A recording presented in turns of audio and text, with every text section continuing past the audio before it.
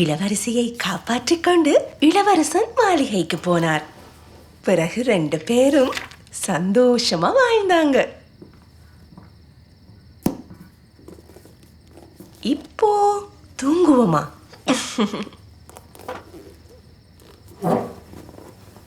அம்மா,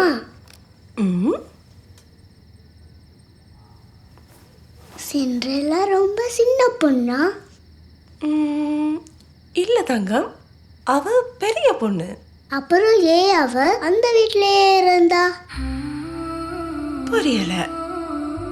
அவ அங்க இருந்து தப்பிச்சு போயிருக்கலாமே.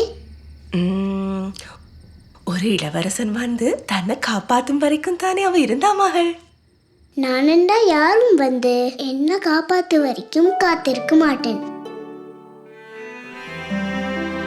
எம் குழந்தைகள் எம்மை விட முன்னிலையில் உள்ளனர். எனவே அவளது கதையை அவளே எழுத வழிவிடுங்கள்.